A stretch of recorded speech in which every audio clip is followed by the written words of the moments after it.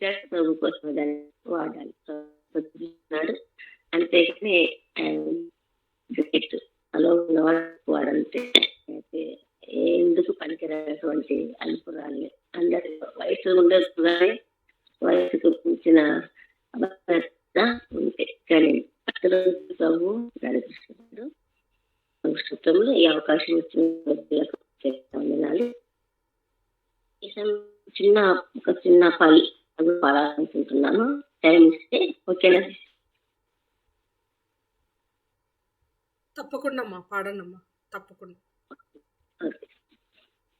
ఎంతో సోదరి ఎన్నెన్నో చేసిరి పనులు మహిలో యేసు మహిమలు ఆనక చటారి మహిళలు ఎందరో సోదరి మనులు అహాబురక్షణ కోరెను అజాజ్ఞత క్షణమీరెను వేగుల వారిని దాచెను వేగమే అందరి దాచెను ఎందరో సోదరి మనులు ఎన్నెన్నో చేసి పనులు మహిలో యేసు మహిమలు ఆనక చాలి మహిమలు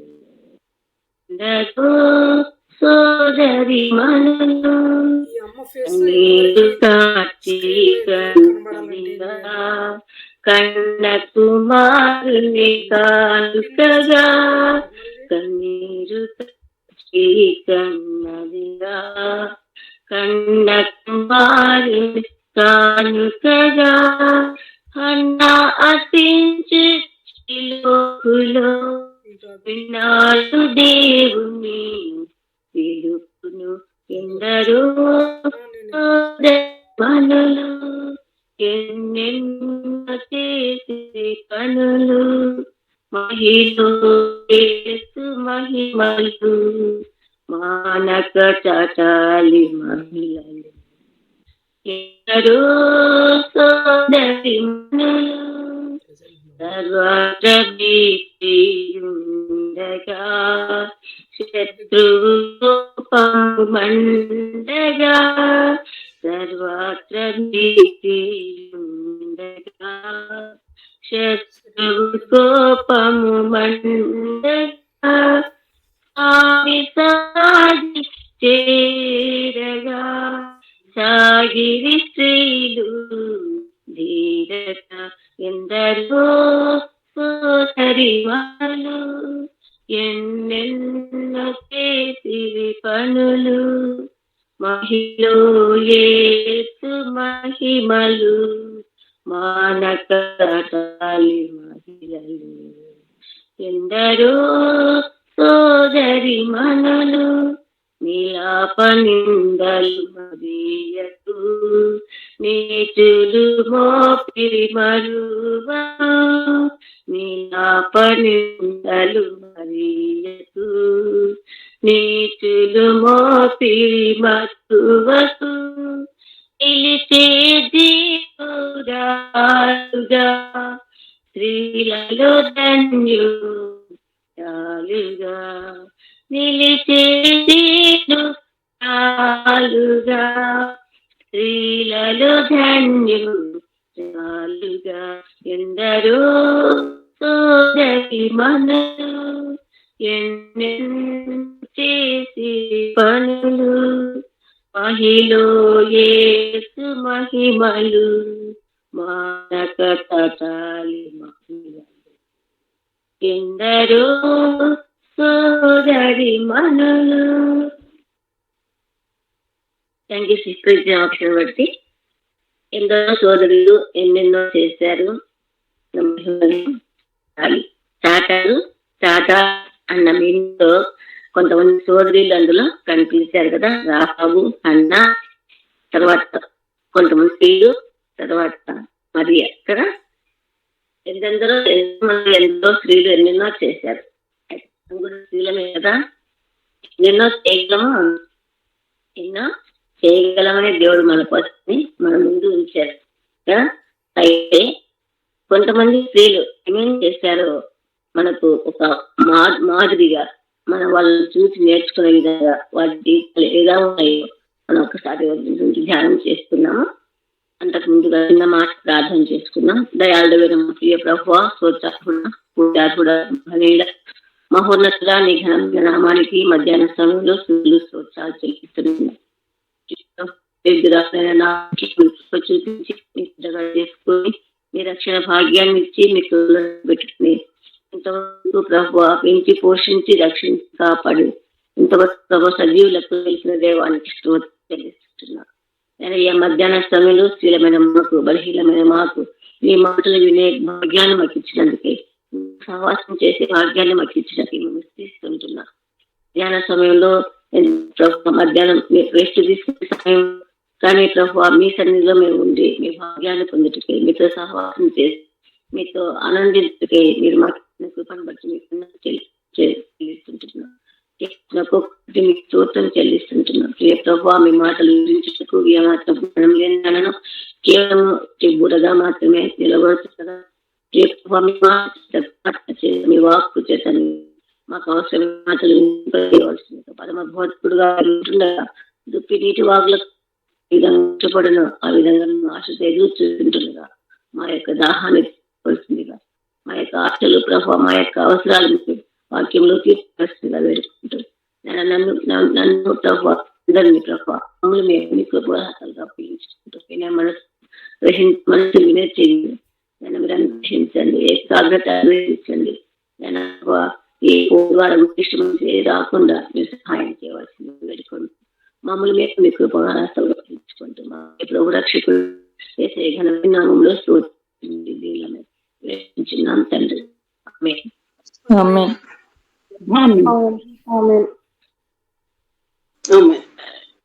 మీ వీడియో ఆఫ్ అయిందమ్మా. ఆశీర్వాదం అమ్మా, మీ వీడియో ఆఫ్ అయింది. ఆన్లో ఉంది సిస్టర్, ఆన్లోనే ఉందా? ఆన్లోనే ఉంది. మిగిలిన వాళ్ళకి కనబడుతున్నారండి అమ్మ? లేదక్క, వాయిస్ కూడా క్లారిటీగా అంత కొంచెం క్లారిటీ లేదక్క, వాయిస్ కూడా. వీడియో కొంచెం ఆన్ చేయండి అమ్మా. వీడియో ఆన్లో పెట్టండి. వాయిస్ క్లియర్ గా లేదమ్మా, కట్ అవుతుంది. వీడియో ఆన్లో పెట్టాను, మళ్ళీ ఒకసారి రీజైన్ ఒక్కసారి ఆఫ్ చేసి ఆన్ చేయండి అమ్మా వీడియో.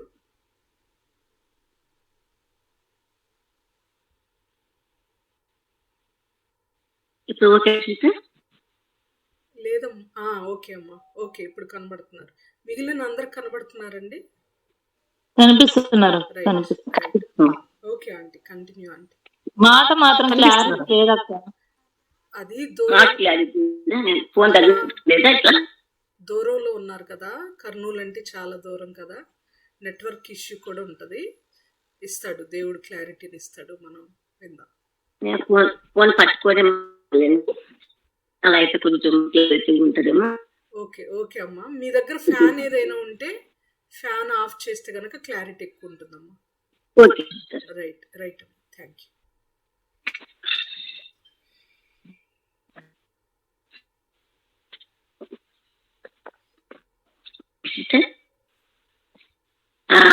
ఇమాన్యుయల్ ప్రేయర్ హౌస్ మినిస్ట్రీలో ఇదే మొదటిసారి వాక్యాన్ని నాకు ఇచ్చినందుకు ప్రభు స్తుతిస్తుంటున్నాను. అంతకంటే రక్షణ ఒక 5-10 నిమిషాలు పంచిన తర్వాత నేను వాక్యం వెళ్తాను.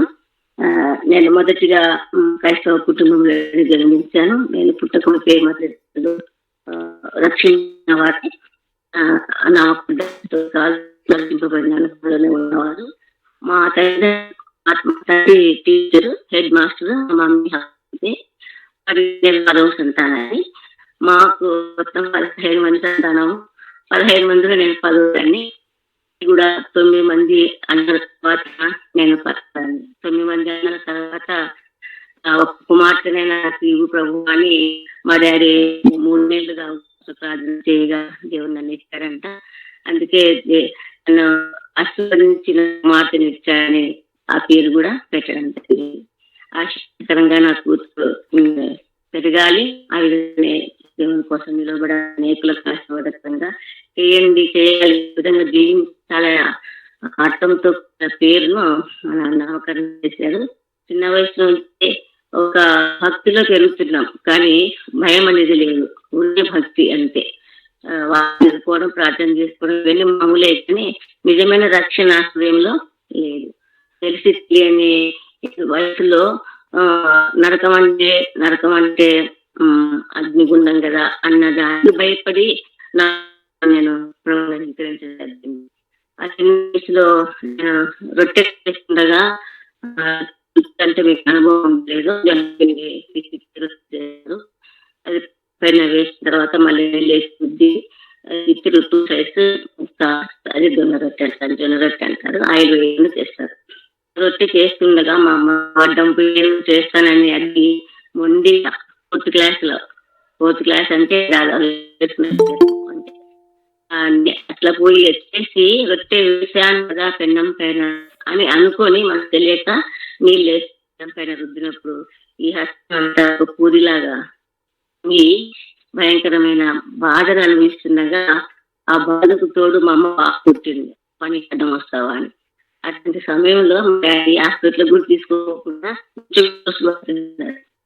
కూర్చోబెట్టుకొని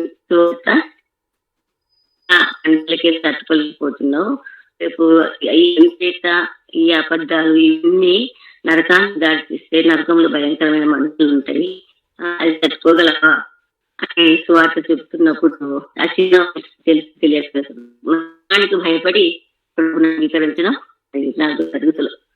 తర్వాత జరుగుతున్నాయి, మామూలు జరుగుతున్నాయి. ఒక తెలిసే వయసు వచ్చేసరికి 10th క్లాస్ వచ్చేసరికి మా అమ్మకి మైండ్ బాగాలేక చాలా ఇబ్బంది, తను పడేది కాక మళ్ళీ కూడా చాలా ఇబ్బంది పెట్టేది.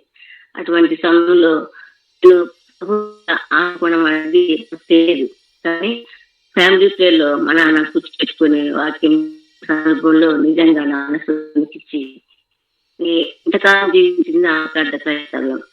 భక్తిగా జీవించలేదు, దేవునికి భయపడలేదు, నరకానికి భయపడగా దేవునికి భయపడలేదు కదా.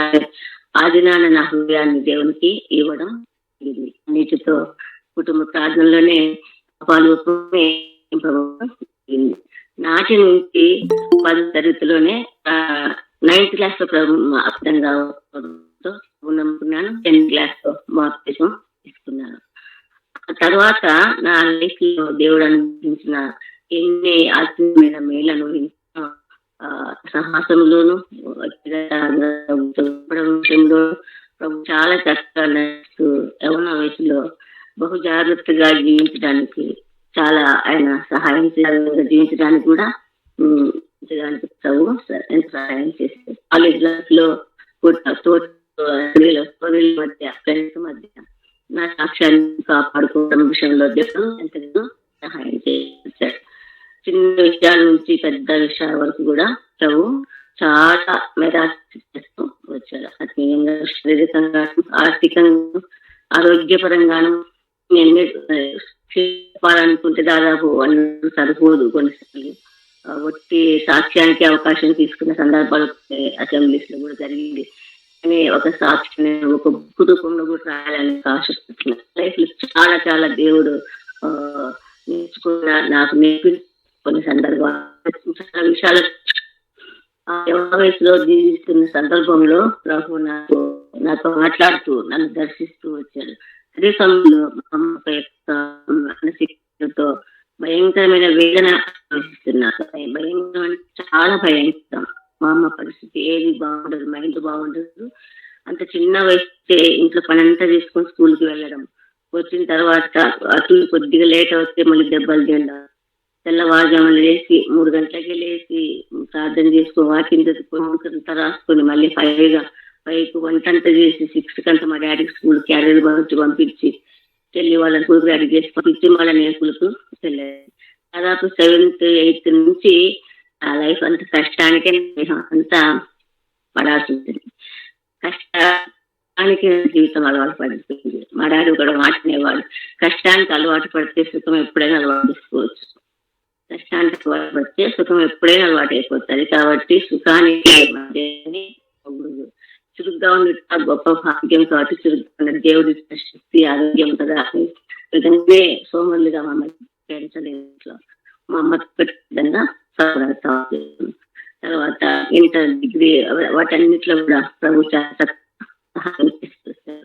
కానీ అమ్మ వాళ్ళ వస్తున్న బాధలు, ఇబ్బందులు, దెబ్బలు తినడం, ప్రతిరోజు ఈ రోజు దెబ్బలు తినలేదు, ప్రతిరోజు దెబ్బలు తినలేదు, మైండ్ బాగాలేదు, వెలుగు చేసేది, అర్థం చేసుకుని అడుగుల పైన కాలుతో కొట్టేది, స్కూల్ అటు ఇటు చూస్తే కాలుతో కొట్టేది, రోడ్ల ఇంట్లోకి రాని తిరిగారు. చాలా అవన్నీ ఎదుర్కొంటున్న సమయంలో నాకు చాలా విసిగించాలి. నాకు ఇల్లు దాటి ఎక్కడికైనా వెళ్ళిపోవడం బాగుంటుంది, ఎక్కడైనా పని చేసుకుంటూ బతుకుంటే బాగుంటుంది అని చాలాసార్లు మనసులో అనుకుంటాను.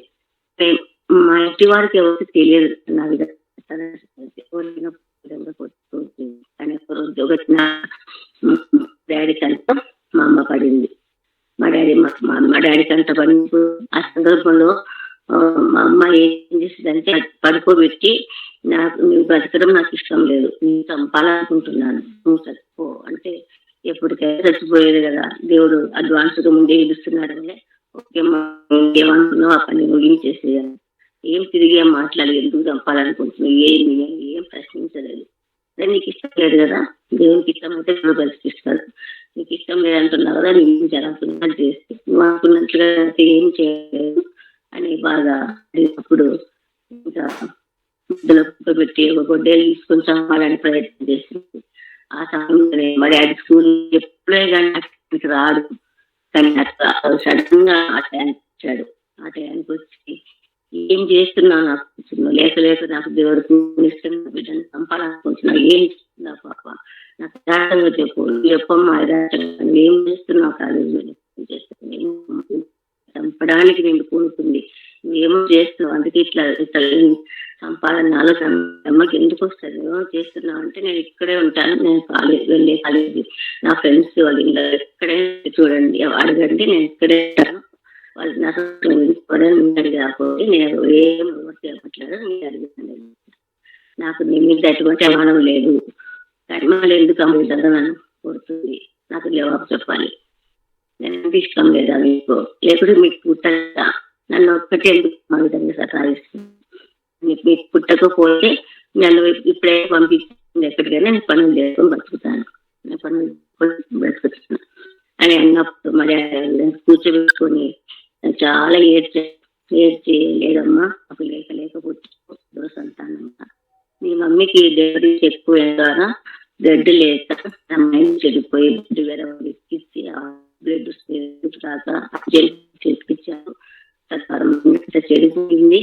తర్వాత నేను పుట్టాను కాబట్టి ఆ విధంగా మీరు అట్లా చర్య తీసుకుంది. అందులో మా కూడా బాగా సత్కరించదంట మా మమ్మీని, అందుకని లాగే నేను ప్లస్ ఆమె సతాయించిన తీరు ఈ పాప కూడా బతుకుకి సతాయిస్తున్న ఉద్దేశంతో కూడా నిన్ను సతాయిస్తుంది, దాని గురించి వేరే అర్థం చేసుకోవద్దు అని చెప్పినప్పుడు నేను నమ్మి ఇంట్లో తమాష కూడా అనిపించలేదు. ఎప్పుడు మా పుట్టాల్సిన దానిలో ఎక్కడో ఏడ్చుకుంటూ పోతుంటే తెచ్చి పెంచుకున్నాము, కానీ టాలీ అయిపోయి బాగా ఏడ్చుకునేదాన్ని, నన్ను పంపేసి అని ఏడ్చి అడిగినప్పుడు దేవుడిగా మరి దాన్ని క్లారిఫై చేశారు. తర్వాత అలా చాలా ఎదుర్కొన్నాను, ఎవరో వచ్చిన శోధనలు, యోసేపు వచ్చిన శోధనలు లాంటివి ఎదుర్కొన్నాను. ఆ సందర్భంలో యోసేపు యొక్క లైఫ్ నమ్ము పెట్టుకుని చాలా నేర్చుకుని జీవితాన్ని జీవించడానికి కూడా ప్రభుత్వం వచ్చాడు. అది ఒక మిరాకిల్గా దేవుడు నడిపిస్తూ వచ్చాడు. తర్వాత 1984 నాకు వచ్చిన ఆరోగ్య పరిస్థితి చూడగా అక్కలేదు, నాకు అనారోగ్యం ఉన్న సంగతి నాకు లేదు. అమలుగా ఉన్నాను అందరిలాగే, అంతే ఎక్కువ పనులు చేస్తూ అలసిపోతున్నాను. ప్లస్ కాలేజీలు మందిరం పరిచయం ఇది చేస్తున్నాను, కానీ నాకు అనారోగ్యం ఉన్న సంగతి ఏమాత్రం లేదు. ఎందుకంటే ఎక్కడ అలసిపోయి ఎక్కడ ఏమైనా సిక్నెస్ కనిపించే కాదు. సడన్గా ఎవరైనా కోమాలోకి వెళ్ళిపోవడం జరిగింది. డాక్టర్స్ అందరూ ఈ పాప బతకడం కష్టం, వెళ్ళొచ్చు, మా దగ్గర ఏ స్కోప్స్ లేవు, తీసుకెళ్ళండి అని చెప్పినప్పుడు ఇంకా మరో ఆలోచన లేక మా ఇంటి బంధువులందరూ ఇంకా తీసుకు లోపలి రాబోతుంది అయిపోయింది అని చెప్పి అన్నప్పుడు ఫ్యూనరల్ కూడా లేదు. అన్ని రెడీ చేస్తుండగా ప్రార్థన చేసి అమ్మాయి పాపని తీసుకుని బాడీని ప్రార్థన చేస్తుంటుండగా దేవుడు నన్ను బ్రతికించాడు.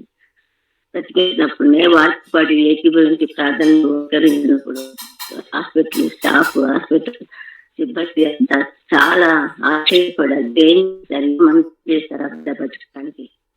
స్కోప్స్ అన్నారు కదా, తీసుకెళ్ళాను ఏమో మంత్రించారు, ఏ మంత్రించలేదు. ప్రార్థన చేసేదంటే ఆయన ప్రార్థన ఆలకించేవాడు. ఆయన సజీవం కూడా ఆ బిడ్డ సజీవంగా చేస్తున్నాడు. అంటే మేము మంత్రాలు చదివే తర్వాత ఇక్కడే హాస్పిటల్ దేవుడు కొంతకాలం ఒక 2 నెలలుగా వచ్చి ఉచితంగా ట్రీట్ చేసి కొంతకాలం అక్కడే ఉంచుకొని ఇంకా చక్కగా ట్రీట్ చేసి రెఫర్ చేసి తిరిగి తేలిక పడము. నాకు పుట్టుకతోనే ఒకటి కిడ్నీ ఉన్నట్టు తెలిసింది, పుట్టుకతోనే జలసంచి లేనట్లు తెలిసింది. లేవని తెలిసినప్పుడు బాగా ఇచ్చాడు. కానీ దేవుడు చేసిన నీళ్ళు కోసమే చేస్తాడు. ఆయన పరమ కుమ్మరి కదా, పరమ కుమ్మరి. మట్టి కుమ్మరి వాడిని ప్రశ్నించగలదా? ఎందుకు నన్ను ఈ విధంగా చేస్తావు, ఎందుకు నన్ను విడతగా చేసావు, ఎందుకు నన్ను పూజగా చేయలేదు, ఎందుకు నన్ను చేయలేదు? మట్టి అలా అయితే ఆ చిన్న పిడత కూడా, చిన్న పిడత అయినా పెద్ద పూజ అయినా పెద్ద బాణైనా ఏదైనా కుమ్మరికాయని చేతితో మట్టి ఒక యూస్ఫుల్ గానే ఉంటుంది కదా. ఇది ఎందుకు దిగులు పడతారు అని దేవుడు నాతో మాట్లాడిన మాటలు మా అమ్మ వాళ్ళతో మా డాడీ వాళ్ళతో చూసినప్పుడు మేము పడుతుంటే దేవుడు మీ ద్వారా నాకు ధైర్యాన్ని ఇస్తాడమ్మా. దేవుడు నాతో మాట్లాడాడు, నేను పరమ కుమ్మరి, నువ్వు మట్టి, నా ఇష్ట ప్రకారం నేను చేసుకున్నా, అందులో మహిమ నీవు నాకు మహిమ కాబట్టి నువ్వు వేసేది నా మహిమ కోసమే జీవించు. నా కిన్ను రాంటే దేవుని దేవా నీకోసమే నీకోసం వస్తా. ఆ విధంగా నన్ను నిలబెట్టు, యవన వయసులో పవిత్రంగా నిలబెట్టు, పరిశుద్ధత పడుకునే విషయంలో జాగ్రత్తగా నేర్పించు అని వెంటనే నన్ను నేను అప్పగించుకొని దేవునికి ఒక స్కూల్లో జాబ్ చేయడం జరిగింది. ఇది తర్వాత 6 years స్కూల్లో జాబ్ చేసిన తర్వాత టీసీసీ కూడా చేయడం జరిగింది. అదే అనారోగ్య పరిస్థితిలో ఉన్నప్పటికీ డాక్టర్స్ ఏమన్నారంటే ఈ పాపకు లైఫ్ లాంగ్ బెడ్ రెస్టే తీసుకోవాలి, ఒక పని చేయకూడదు, జీవితాంతం బెడ్ లోనే ఉండాలి. ఇప్పుడు కళ్ళ ముందు కల్పిస్తుంటుంది అంటే ఆమె వేసుకునే కాలం పని చేయవు. మేము ఇచ్చిన మందులు 3 years తప్ప పని తర్వాత మందులు కూడా దొరకవు. మహా అంటే 3 years బతుకుతుందేమో. ఇప్పుడు బతికించినాడులే మీ దేవుడు, కానీ ఈ మందుల ద్వారా బ్రతికేది 3 years మాత్రమే అని వాళ్ళు చెప్పి పంపించినప్పుడు 3 years కాకుండా 3 years బతికినా పర్వాలేదు, చాలా సాక్ష్యం నిలబెట్టాడు అని తీసుకున్నప్పుడు దేవుడు డ్రెస్ తీసుకోమని చెప్పారు. ఇంత ఏ రోజు కూడా 3 months డ్రెస్ తీసుకోలేదు. దాదాపు 50 కూడా వంట చేసి పెట్టే శక్తి సామర్థ్యాలు ఆయన ఇచ్చిన కృపతో తన ఒక బలహీనమైన ఒక పాత్రగా ఉంటున్నాడు. అనగా బెడ్ రెస్ట్ అండ్ డాక్టర్స్ అంటే కూడా లేదు, ఏ బెడ్ రెస్ట్ లేకుండా అనే శక్తి నుంచి తన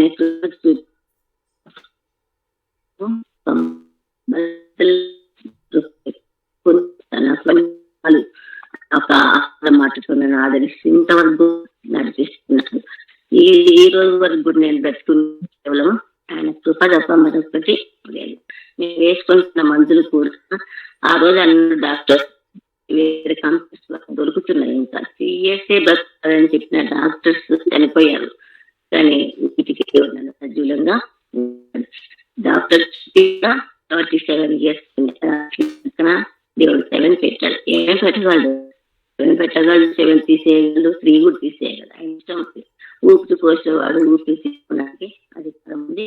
తిరిగి ఊపిరి ఇవ్వడానికి సార్వభౌమాధికారి అనగా ఆయన మన ఎడల చేసిన కార్యక్రమం. ఇంత చేసినప్పుడు నేను ఎందుకు ఉద్యోగం చేయాలి, నేను ఇంకా ఎందుకు ఉద్యోగం చేయాలి? ఆయన కోసమే నేను బ్రతకాలి, ఆయన కోసమే ఆయన సేవించాలి. ఊపిరినంత వరకు కొన్ని ఆత్మలు ప్రభుత్వం నడిపించే నాకు దయచేసి అన్నప్పుడు దేవుడు పనిచేస్తుండగా తన మెత్తైన స్వరంతో పనిని వదిలిపెట్టడానికి రిజైన్ చేయడానికి చక్కని స్వరాన్ని ఇచ్చి దేవుడు రిజైన్ చేయడానికి కూడా కృత చూపించారు. ఒక 7 నాకు ఒక నిర్ధారణ నాకు దయచేయకపోయినప్పుడు 2 నెలలుగా ఉపవాసం చేస్తుండగా 7 మంది చేత నాకు ఒక నిర్ధారణ దర్శించినప్పుడు వారంలోనే 7 మంది చేత 7 ప్రసంగాలు ఒకటే మాటతో దేవుడు మాట్లాడుతూ వచ్చాడు. ద్వారా నేను జాబ్ ఇచ్చిపెట్టడం జరిగింది. నాకు నుంచి నేటి వరకు తన చూపులో బ్రతుకుతూ తన చూపులో జీవిస్తూ తన సహాయం చేస్తున్నాడు. క్లుప్తంగా సహాయం చేశాడు. ధ్యానం చేసుకున్న వాటి విషయంలో గ్రంథం నుంచి ఆదికాండం 24వ అధ్యాయం. క్లారిటీనా సిస్టర్? క్లారిటీగానే ఉందమ్మా. వినపడుతుందమ్మా వాయిస్. ఓకే. ఆదికాండం 24వ అధ్యాయంలో 16వ వచనం చదువుకుందాం. ఆ చిన్నది నీకు చక్కనిది ఆమె కన్యక, ఏ పురుషుడును ఆమెను చూడలేదు. మరొక మాట చదువుకుందాం. ఋతు గ్రంథము 2వ అధ్యాయము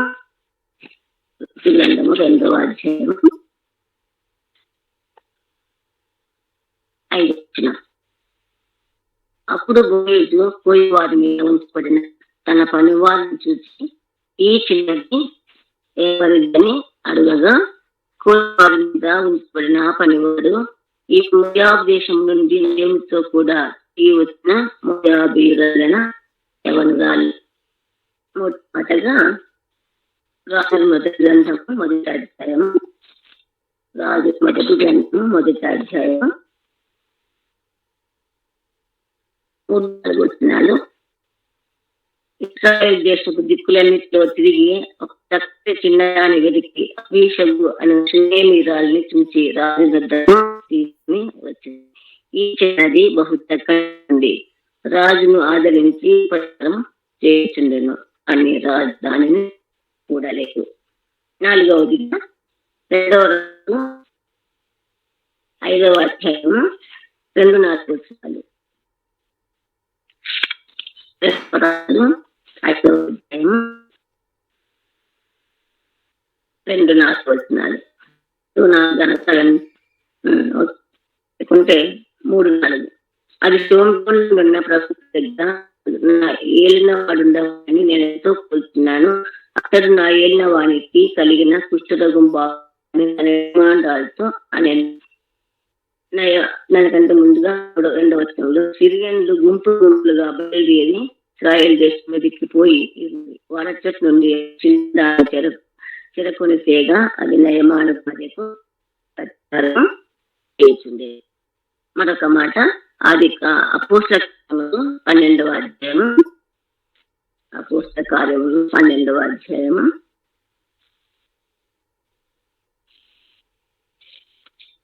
3 వచనాలు. ఇట్లు ఆలోచించుకొని అతడు వచ్చును. అక్కడ అనేక కొద్ది ప్రార్థన ఇచ్చింది. అతడు తలవాటి తలుపు తరుచుండగా అని ఒక చిన్నది ఆలకించుటకు వచ్చాను. ఆమె స్వరం గుర్తుపెట్టి సంతోషం తలుపు తీయక పడికొని పోయి పేరు దగ్గర నిలుచున్నారని తెలిపాను. అందుకు వారు నిశ్చిదాన్ని అయితే తాను చెప్పిన నిజమే అని దృఢంగా చెప్పిన ప్రభా అనేది చదవబడిన పాడుకున్నాం కదా. ఎందరో స్వర్గములు ఎన్నెన్నో ఇక్కడ కూడా మనం ఒక 5 మంది స్త్రీల గురించి చదువుకున్నాం. మొదటి భాగంలో ఒక సోదరి కనిపిస్తుంది. మీరు గమనించుంటారా 5 సోదరులను? మొదటి భాగంలో ఒక చిన్నది ఆమె రిబ్కా అని మనం అర్థం చేసుకోవచ్చు. మనం ఎన్నో ఈ రిబ్కా గురించిన చాలా జ్ఞానాలు మన సిస్టర్ చాలా విన్నా. మరి నేను ఆ మాటలు చెప్పేంత పెద్దదాన్ని కాదు. జస్ట్ దేవుడు నన్ను దర్శించిన మాటలే మీకు పంచుకుంటున్నాను. అంటే మొదటి భాగంలో రిబ్కా ఉన్నది, రెండో భాగంలో రూతు అని కనిపిస్తుంది, మూడో భాగంలో అభిషగు ఉన్నది, నాలుగో భాగంలో ఇశ్రాయేలు దేశపు చిన్నది, ఐదవ భాగంలో హృదయను అందరూ చిన్నవాడు.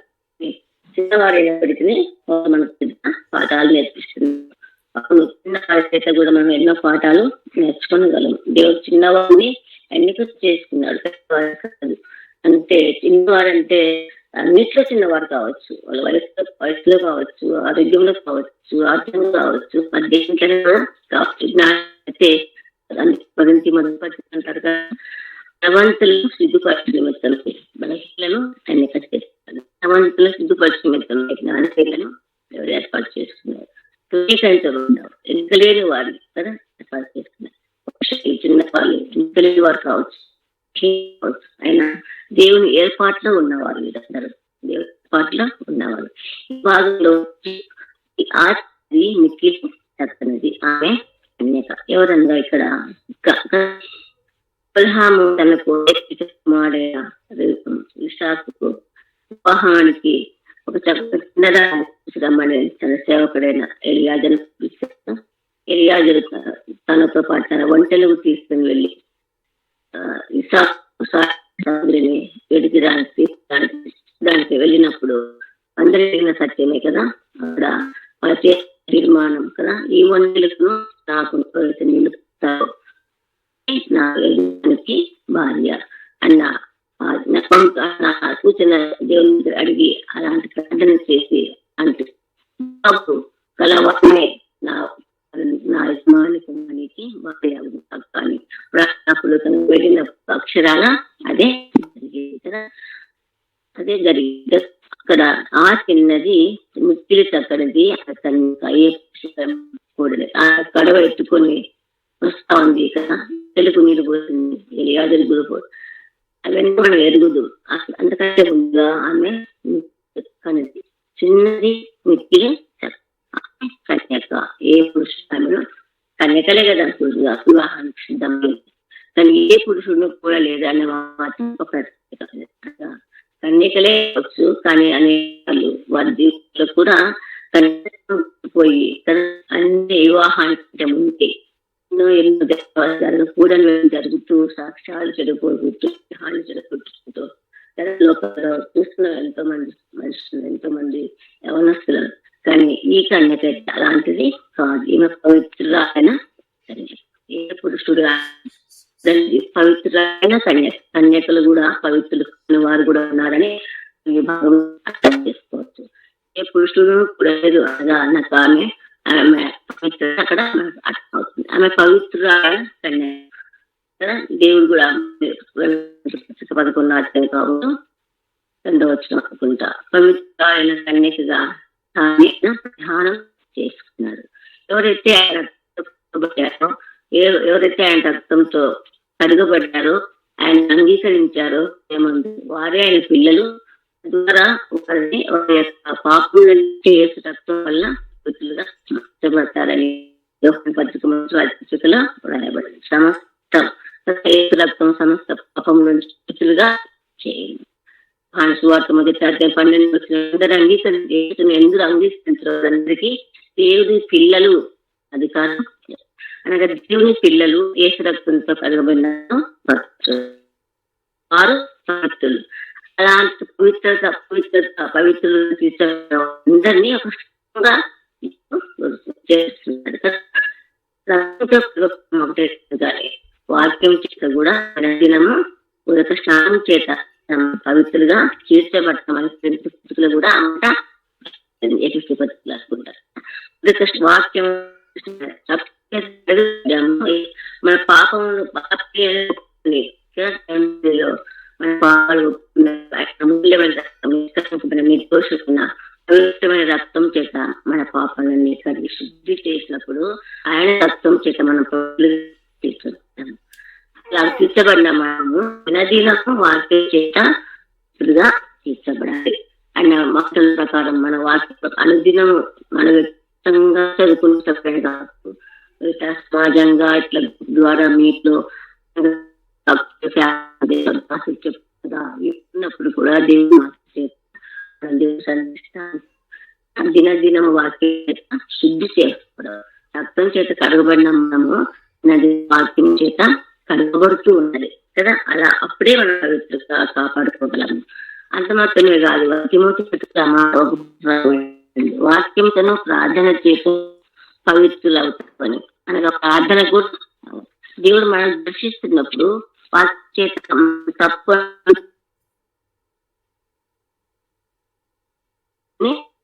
ఒప్పుకుంటూ దేవుని దగ్గర, దేవా నాకు ఈ మలినం ఇది, ఈ మలినం ఉంది, ఈ వాక్య అర్థంలో నాకు కనిపిస్తా ఉంది, దీన్ని చూచండి, దీన్ని కడగండి, దీన్ని శుద్ధి చేయండి అని ఎప్పుడైతే మనం దేవుని సన్నిధిలో ప్రార్థన చేసుకుంటామో ప్రార్థన ద్వారా కూడా భక్తులుగా తీర్చబడతాం. మొదటి పత్రిక 4వ అధ్యాయం అన్నమాట 5వ వచనం. ఏలయనగా దేవుని వాక్యం వలన ప్రార్థన వలనను పవిత్రత మరచిపోయింది సర్వం కదా. నిజమే, వాక్యం రక్తం చేత పవిత్రపరచబడిన మనము వాక్యం చేత పవిత్రపరచబడాలి. అంత మాత్రం ప్రార్థనలో కూడా పవిత్రపరచబడాలి. ఆయన మాటలు పవిత్రది, ఆయన పవిత్రుడు, నిర్దోషి, నిష్కల్పుడు, పాపుల చేత పవిత్రంగా ఉన్న ఆయన అమూల్యమైన నిర్దోషమైన రక్తంలో మన పాపాలన్నిటిని శుద్ధి చేసినప్పుడు మనం పవిత్రం.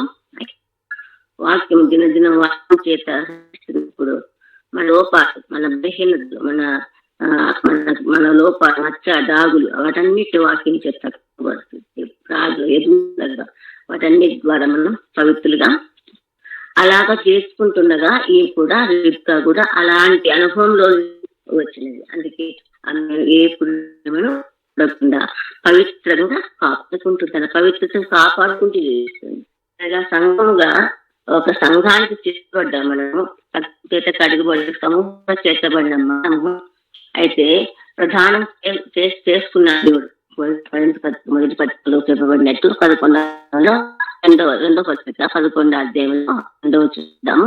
దేవాసక్తితో మీద ఆసక్తి కలిగి ఉన్నాను, ఎందుకనగా పవిత్ర కన్యకగా ఒకడే పురుషునికి క్రీస్తు సహపంచులని మిమ్మును ప్రధానం మనందరినీ ప్రధానం చేసుకున్నారు కన్యకలు కదా. పురుషులు కావచ్చు, స్త్రీలే కావచ్చు, వృద్ధులే కావచ్చు, ఎవరితో సంబంధం కాదు, పురుషుల స్త్రీల సంబంధం కాదు, సంఘంగా చేర్చబడి అందరూ ఆయన పరమ వరుడుగా తీర్చబడ్డాం. వధువుగా తీర్చబడి కన్యకంగా ప్రధానం చేసుకున్న ఆయనకు మనం వధువు కదా, కాబోయే వధువు కదా. మధ్య ఆకాశంలో వివాహం చేసుకోబోతున్న గొర్రెపిల్ల వివాహంలో సంఘంతో వివాహం కాకుంటుండగా ఆ మధ్య కాలంలో ఏం చేసుకోవాలి? ఆ మధ్య కాలంలో ప్రధానం చేయబడిన కన్యక ఏ విధంగా జీవిస్తారు కదా. ప్రధానం గమనిస్తున్న ప్రధానం చేసుకున్న తర్వాత నెక్స్ట్ మధ్య కాలం ఎప్పుడు ఉండట్లేదు. ముందు రోజు జరుగుతుంది, మసపది పెళ్లి జరుగుతుంది క్రమం కానీ. మరియా మనకు ఎగ్జాంపుల్. మరియా కొన్ని నెలలకు వివాహము జరుగుతుంది. అలాంటి మధ్యలో ఏ విధంగా జీవించాలి? ప్రధానం చేయబడిన మన వివాహానికి మధ్యలో ఆ వరువునికి ఇష్టమైన జీవితం జీవించాలి. వరువునికి ఇచ్చిన ఆలోచనలు, వారికి ఇష్టం, వారి ఇంట్లో ఎలాంటి ఇష్టాలు ఉంటాయో, వారి ఇంట్లో ఏ విధంగా మెదగాలో, వారి ఇంటి పద్ధతులు ఎలా ఉంటాయో, వారి ఎలా వారి మధ్య ఎలా ఉండాలి తల్లి ఈ బిడ్డకు బోధిస్తుంది. ఎప్పట్లాగా చిన్న బిడ్డవు కాదు, ఇప్పుడు ప్రధాన బిడ్డవు. నెక్స్ట్ వివాహం కావాలి నీకు, ఆ ఇంటికి సరిపడినట్టుగా, ఆ ఇంటికి ఆ ఇంటి వారికి తగినట్లుగా నీవు ఈ లోకం ఉన్నంత వరకు నేర్చుకొని వెళ్ళాలి. చిలిపిగా చేస్తారు పాత అలవాట్లు, పాత పద్ధతులు అవన్నీ అనుకొని అక్కడ అలవాట్లకు నువ్వు అలవాటు పడాలంటే ఇప్పటి నుంచి సిద్ధస్థాయిలు అన్నట్టుగా ఒక కన్యకకు తల్లి బోధిస్తున్న బోధ. అలాగే కన్నికలుగా తీర్చబడిన మనము, ప్రధానం చేయబడిన మనం నెక్స్ట్ పరిణయానికంటే ముందుగా ఎలా జీవించాలంటే మనలో ఉన్న ప్రాచీన పురుషుడు చావాలి. మనలో ప్రాచీన అలవాట్లు మన నుంచి విసర్జించాలి, విడిచిపెట్టాలి. పరమ వీళ్ళకి ఇష్టమైన జీవితాన్ని, ఆయన ఇష్టం ఏందో, ఆయన అలవాట్లు ఏందో, ఆయన మాటలు ఎలాంటివో, ఆయన క్రియలు ఎలాంటివో ఆయనలాగా ఉంటారు. మా పాపకు మొన్న ఈ మధ్యన పెళ్ళినప్పుడు తర్వాత వాళ్ళకి ఇష్టమైనట్టుగానే మా పాప ఫ్రాక్ వాళ్ళకి ఇష్టం లేదు, వస్తే స్టాప్ అది ట్రైనప్ కావాలి. ఈ విధంగా ట్రైనప్ తీసుకుంటా వచ్చాము. తర్వాత వాళ్ళ వీళ్ళగా ఇంట్లో చక్కని కూడా మంచి తెచ్చుకుంటాను, వాటికి ఇష్టమైన వాటిని నేర్పించి చూపించాం. అలాగే మనం కూడా పరమ వరుడికి ఇష్టమైన జీవితం ఈ లోకంలో కులపతితో కూడా వద్ద మాట గమనిద్దాము. కులపతిగా కూడా వచ్చిన పూర్వం వారి మధ్య జీవించినప్పుడు మీరును వాటిని అనుసరించి నడుచుకుంటారు. ఇప్పుడు మీరు కోపము, ఆగ్రహము, దూషణ, బూతులు అను వాటన్నిటిని విసర్జించు. ఏవైతే విసర్జించాలో ప్రతి దేవునికి ఇష్టం లేవో, మనకి ఇష్టమైన దేవునికి ఇష్టం లేని వాటన్నిటిని మనం విసర్జించాలి. మన ఇష్టాలు కాదు, ఇంకా ఆయన ఇష్ట ప్రకారమే మనం జీవించాలి. మనలో ఉన్న అలవాట్లు ఇంకా మానాలి, అలవాటు ఇంకా మానాలి. వచనంలో 5వ వచనంలో కావున గుంజలున్న మీ అవయములను అనగా జాగ్రత్తమును, శృతను, దురాశను, విహారాది అయిన ధనాపేక్ష విసర్జించాలి. పాత అలవాట్లు ప్రభు నమ్మకుడు ఏ అలవాట్లు ఉన్నాయో, దేవునికి అయిష్టమైన జీవితం ఏ విధంగా జీవించామో కదా, వాటన్నిటి విసర్జించడం అంతకంటే చంపివేయండి. విసర్జిస్తే మలుచుకోవడానికి అవకాశం ఉంది, విసర్జించుకోవడానికి అవకాశం ఉంది. కాబట్టి విసర్జించడం కూడా కాదు, కానీ చంపివేయండి. చంపకపోతే అవి మనల్ని రోజు మనల్ని కదా. దేవునికి అయిష్టమైన ప్రతి చిన్నదే కానీ అది పెద్దదే కానీ, కోపము కదా, దూషణ, ఆగ్రహం, బూతులు అనేటివి ఈ పల్లెటూళ్ళలో ఉంటాయి కానీ టౌన్లలో ఉండవని అనుకుంటాం కదా. పక్క పల్లెటూళ్ళ ఘోరంగా బూతులు మాట్లాడే టౌన్ పీపుల్ కూడా ఉన్నారు. మన నోట శాపవచనాలు రాకూడదు, శుభవచనాలే బూతులు కాదు, మంచి మాట మన మాటలు కదా. వీటిని విసర్జించండి, చంపివేయండి. అవి చంపకపోతే అవి తిరిగి మన చంపేదిగా మన ఆత్మీయ జీవితాన్ని. ప్రాచీన పురుషుడు చంపాలి, నవీన పురుషుని ఆహ్వానించాలి. అదే భాగంలో మనకు కనిపిస్తుంది కదా. ఆలోచన ప్రాచీన స్వభావమును క్రియలతో కూడా మీరు పరిత్యజించి జ్ఞానం దాన్ని వీక్షించిన వారిని బోధించుకున్న నూతన నవీన స్వభావం ధరించుకుని కదా. అది 2:18 మీరు క్రీస్తు శరీర కూడిన స్వభావం, శరీర ఇచ్చలు స్వభావాన్ని మనం విసర్జించాలి. దేవునికి అయిష్టమైన మనకు విసర్జించబడాలి, చంపబడాలి. ఆ విధంగా మనము చంపబడుతూ వాక్యంలో ఎదుగుతున్నప్పుడు ఏది అయిష్టమో, దేవుడు ఏది ఇష్టం లేదో, ఏ మన ఆత్మీయ జీవితాన్ని నష్టం కలిగిస్తుందో మన వాక్యంలో సహవాసంతో వాక్యంలో నేర్చుకోవచ్చు. ఆ విధంగా నేర్చుకుంటుండగా వాటిని చంపడానికి కూడా మన అసలు ముందుకు తెచ్చుకోవాలి. ధైర్యంగా మనమే చంపాలి. మనం చంపకపోతే అవి మనల్ని చంపేదిగా వాటన్ని విసర్జిస్తూ జీవిస్తుంటుండగా ఋతు గంధంలో ఆ మాట ఏం చూస్తాం. 5వ వచనంలో ఆమె బోయేదు పొలంలో తను పనిచేస్తుందిగా మనకు అర్థమవుతుంది కదా. 2వ అధ్యాయంలో ఋతు గంధం 2వ అధ్యాయంలో ఇందాక చదివిన భాగమే. ఋతు గంధము 2వ అధ్యాయంలో బోయేజు పొలంలో పనిచేస్తుండగా బోయేజు చూసి ఎవరిదని అడుగగా పోయే వాళ్ళ మీద వాళ్ళు ఏమంటున్నారు, మోయాబీరులైనా ఎవరు రాదు, విధవరాలని చెప్పట్లేదు, మోయాబీరులైనా ఎవరు బెత్లెహేముకు వెళ్ళారు. ఎవరు? నయోబి తన కోడలు రూతుని తీసుకుని వెళ్ళారు కదా. అయితే ఆ ప్రాంతంలో బెత్లెహేంలో బోయేజు పొలంలో ఆమె పని నిమిత్తమై నయోమి చేత పంపబడినప్పుడు అక్కడ ఎవరు ఏమని అడిగినప్పుడు ఏమనుకున్నారు? మొయాబీరాలైన ఏమన్నారు? మొయాబు చూసి నయోమి కూడని చెప్పట్లేదు. బెత్లెహేముకి వచ్చినాక కూడా మొయాబు అనేది ఖచ్చితంగా ఒక సమయంగా వస్తా ఉంది.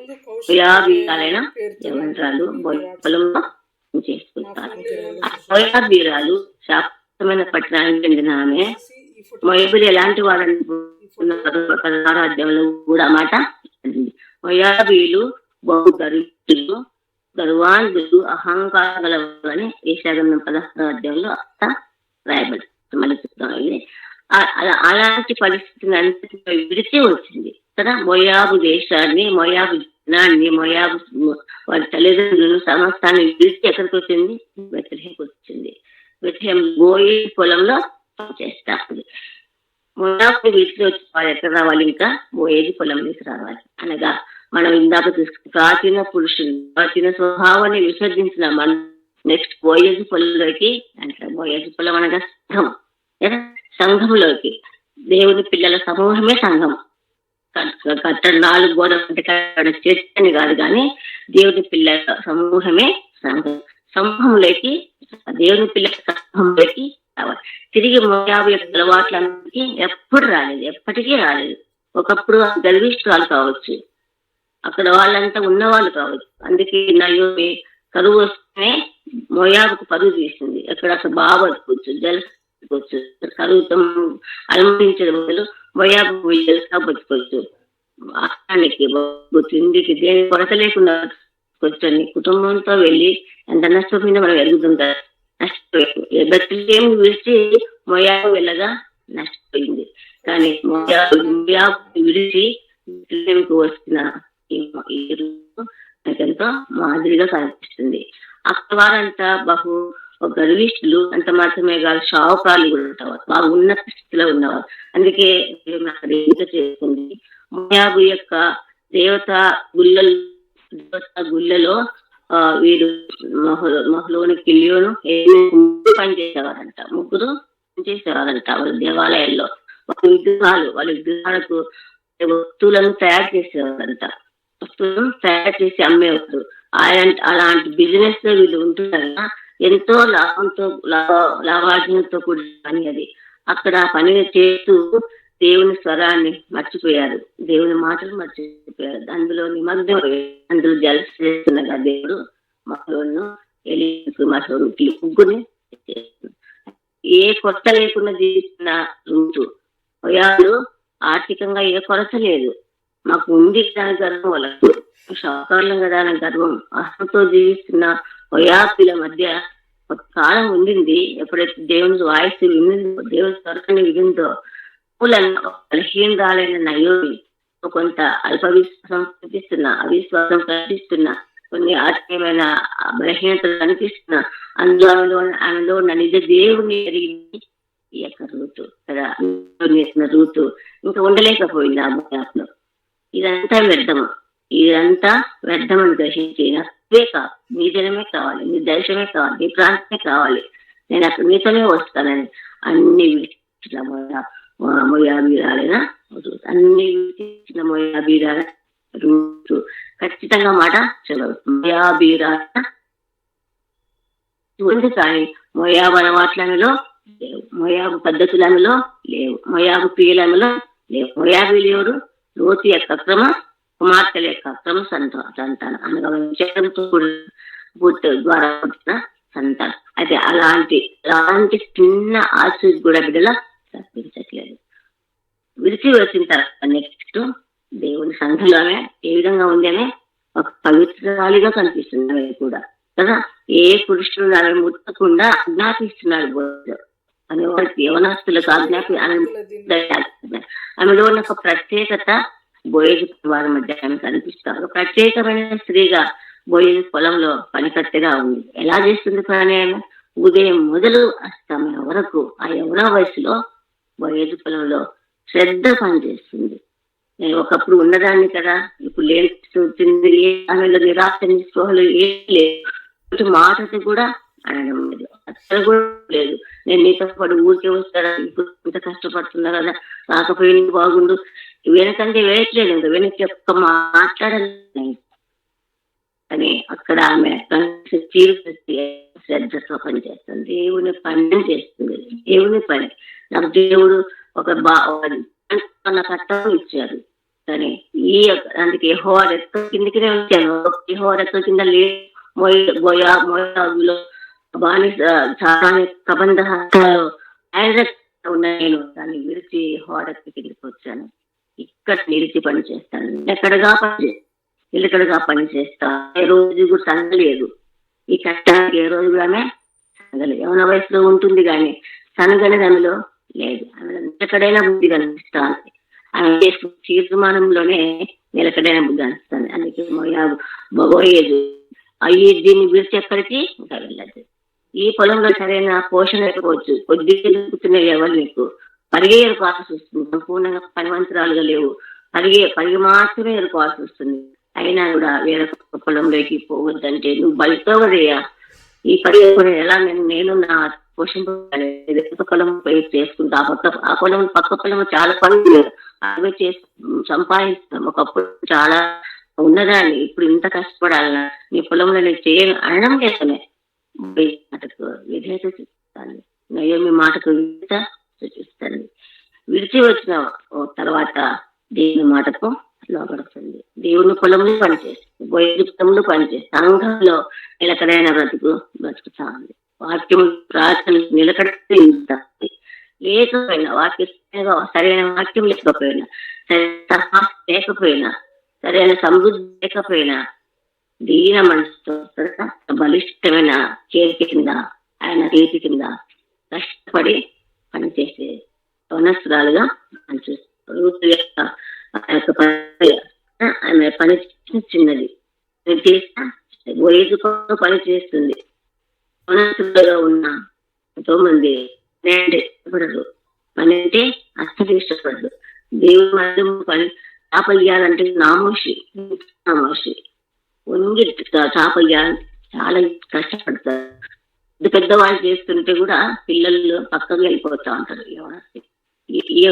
అలాంటిది కాదు. ఉదయం నుంచి సాయంత్రం వరకు నడుము వండి పరిగెత్తుకోవడం అంటే నడుము వంచాలి. నడుము వండి చేతికి తీసుకునేది కాదు, నడుము ఉంచి ఉంచి ఉంచి పని చేయాలి. ఒక్కొక్కరు ఎక్కడో పొలమంతా అక్కడొకటి ఏరుకుంది. నాకు కూడా అనుభవం ఉంది. నేను కాలేజ్ చదివే దినాల్లో కాలేజ్ ఇంటికి వచ్చినప్పుడు మందిరం అయిన తర్వాత మాకున్న ఒక్క జీతం ఇంతమంది పోషింపబడాలి కదా అని మా నాన్న ప్రేమతో మందిరం పోయిన తర్వాత సాయంత్రం పనికి వెళ్ళేదాన్ని, పనికి వెళ్ళేదాన్ని, పరిగి వెళ్ళేదాన్ని, టికెట్ ఏరుకొచ్చేదాన్ని, దండి కట్టి ఏరుకొచ్చేదాన్ని. ఉంచి వంచి వంచి వంచి నిజమే యవన వయసులో ఇలాంటి ఇష్టం రూతు ఎంతగా చక్కగా పన్నంతగా దేవుని ఇష్టంలో పట్టుకొస్తాను. నేను నీవున్న సంఘంలో నీ పని ఉందమ్మా, నీ పని నీ సంఘంలో ఏం చెప్తున్నావు? చాకులైనా తీసుకోగలుగుతాం, ఇళ్ళని ఇస్తున్నావా, సేవకులు పరిచర్య చేస్తున్నావా, వర్తలు వండి పెడుతున్నావా? ఎన్నో పరిచర్య పలు విధములు కదా. పరిచర్య చాలా మనసు ఉండాలి కానీ ఎన్నో దేవుని సంఘంలో పనులు. అలా అయితే దేవుని పనిలో నిమగ్నమైన రూతు మనకు అర్థమవుతుంది కదా. పవిత్రాలైన విషయము పనిమంతురాలైన పని రూతుని గమనిస్తున్నాం. అలాగే మన దేవుని సంఘంలో పార్టీ ఏంటి, ప్రతి ఒక్కరం ఒక పార్టీ కలిగి దేవుడు ప్రతి వయానికి పనిందో సంఘంలో ఉన్న ప్రతి ఒక్కరికి ప్రతి ఒక్కరు దేవుని పని అనేది ఖచ్చితంగా అనాదిదాలు ఒక్కొక్కరికి ఒకటి ఏది ఇచ్చినారు తెలియదు, నీకే తెలియాలి, ఒకరికే తెలియాలి. నీ పని గుర్తించి నేను నమ్మకంగా చేయాలి. నమ్మకంగా ఎంతవరకు అప్పగించిన పని నుంచి సాయంత్రం వరకు అనగా జీవితం అంతా కదా. జీవితం అంతా దేవుని పనిలో నిజమైన చూద్దు. నాకెందుకు లేదు అనుకోవట్లేదు. తన ఒంటరిగా అత్త ఉంది, అత్తను పోషించాలి, ఉద్రాలని అత్త పోషించాలి ఆయన కొద్ది ఎవరి జీవితంతోనే కష్టపడి పనిచేయాలి. అందుకే ఆయన కష్టం ఎక్కువ కష్టం లేదు. మొదట చెప్పాను కదా, కష్టానికి అలవాటు పట్టి సుఖం ఎప్పుడైనా అలవాటు చేసుకోవచ్చని. ఈ కష్టం ఎక్కువ కాలము ఏ పొలంలో అయితే పరుగు ఎరుకుందో అదే పొలానికి దేవుడు యజమానురాగా చేస్తాడు. అదే బోయేజు వివాహం చేసుకోబోయి ఆ పొలానికి యజమానులుగా చేశారు. అవును, మనం చేసిన ఒక గుర్తింపు లేకపోవచ్చు, కానీ దేవుడు చూస్తున్నారు. నువ్వు చేసే పని ఎలా చేస్తున్నావు, ఎంత పని కానీ ఏ మనసుతో చేస్తున్నావు, మనం చేసే పని అర్థం చేస్తున్నామా, ఏ మనసుతో చేస్తున్నావు. ఏ పని చేసినా చనుకుంటూ చేస్తుంటే నువ్వు చేసే పని దేవుని పని, ఇది దేవుని కోసం చేస్తున్నా మనస్ఫూర్తి చేయాలి. మనస్ఫూర్తి చేసినట్లయితే ఖచ్చితంగా ఫలితం. దేవుని అన్నప్పుడు మనలో ఎక్కడ లేని ఉత్సాహం మన పని అన్నప్పుడు రాదు.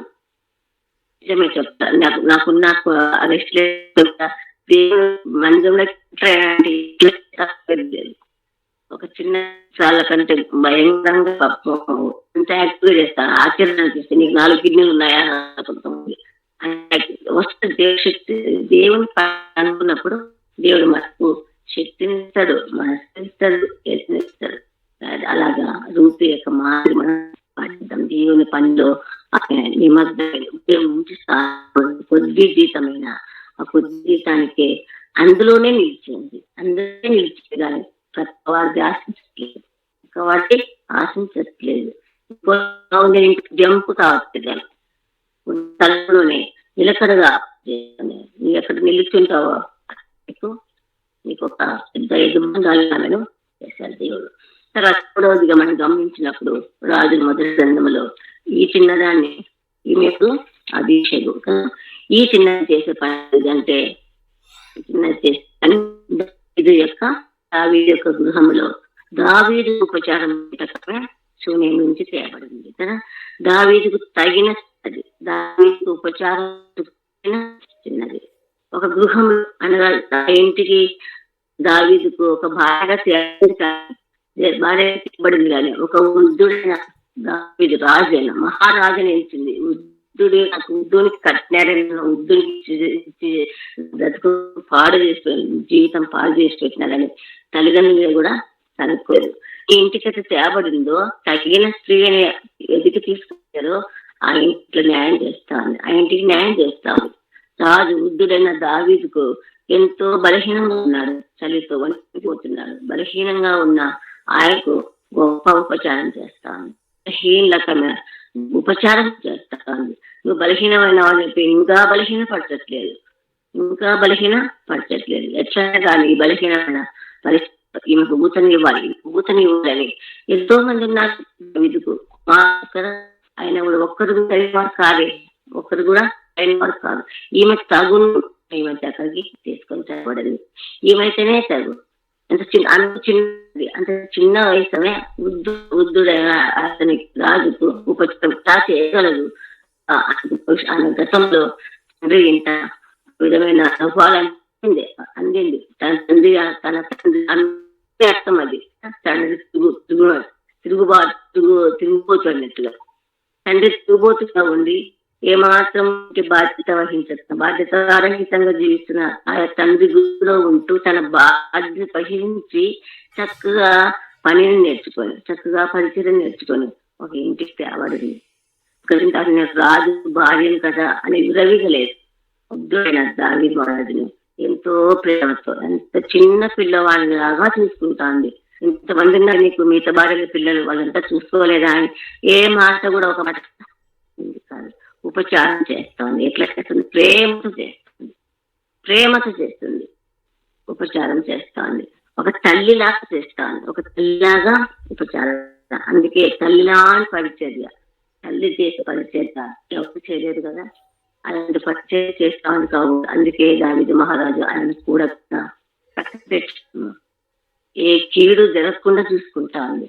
ఏ పాడు వచ్చి కోసం వచ్చి చంపి ఎక్కడ రాజులో ఒక కనిపెట్టుకొని జీవిస్తుంది.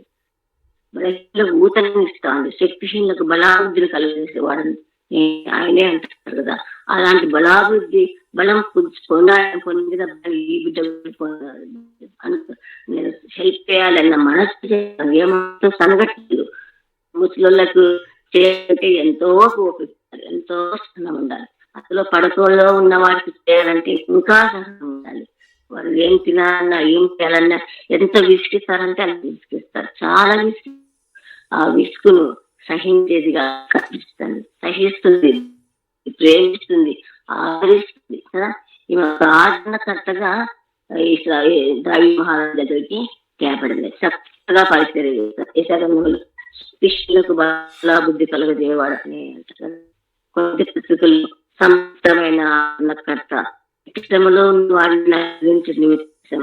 ఈమె ఆల్రెడీ అలాంటి నుంచి వచ్చింది కాబట్టి ఆ దావీదు మహారాజు చక్కని ఆదరణ దయచేస్తాను. చక్కగా చూసుకోగలదు, చక్కని పరిచయం చేయగలుగుతుంది, ఉపచారం చేయగలుగుతుంది.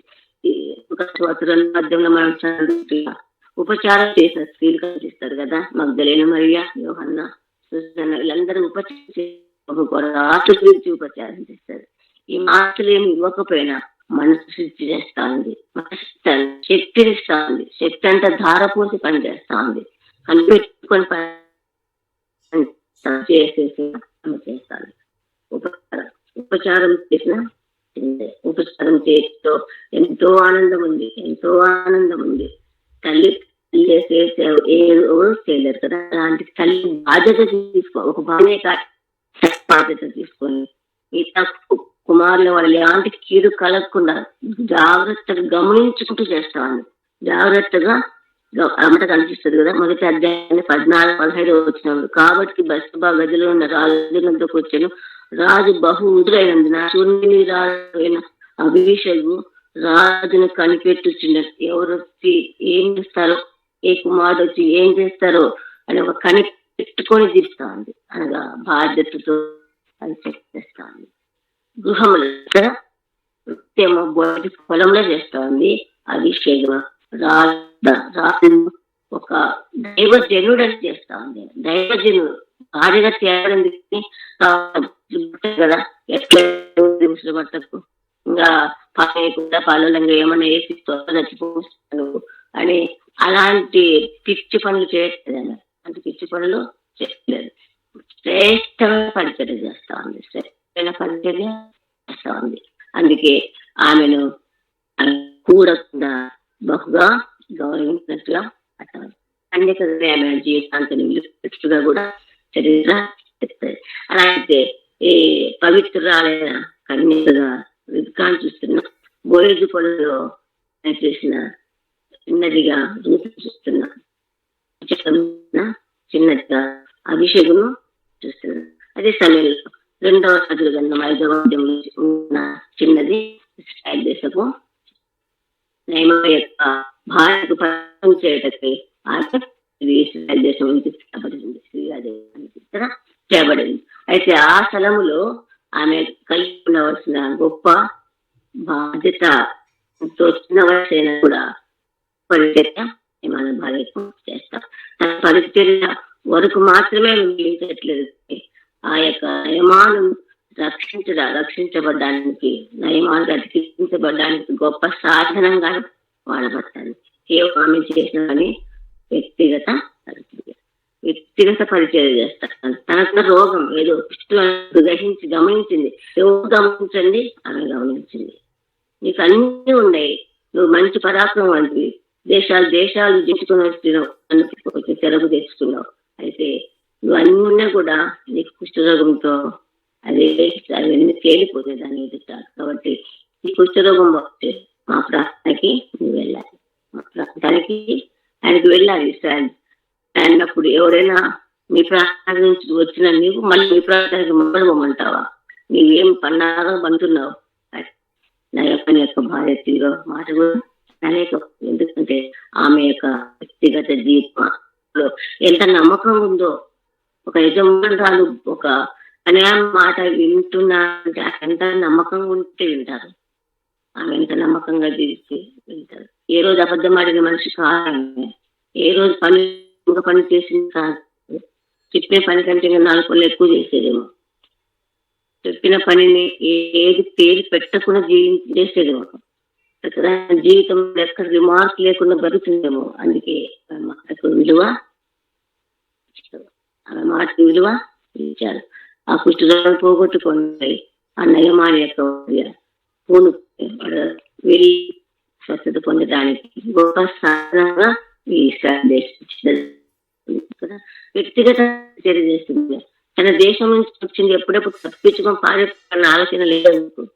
ఎప్పుడెప్పుడు ఇక్కడ తప్పించుకొని పారిపోదాము అన్న ఆలోచన లేదు. అప్పగించిన పని ఈ స్థలానికి నన్ను దేవుడు పంపించి ఈ స్థలంలో ఏదో దేశం పంపించాడో అనేది పూర్తి అయ్యేంత వరకు ఈ స్థలాన్ని విడవను నేను అంటుగా. ఓహో ఇందుకే పంపించాడు, ఈ స్థలంలో మౌనంగా ఉండట మంచిది కాదు. ఇప్పుడు నేను చెప్పకపోతే నయమాను ఈ కుష్టుతో ఇలాగే నశిస్తాడు. కాబట్టి నాకు ధైర్యం చేసి వాళ్ళు ప్రార్థన చేయకుండా కావాలి.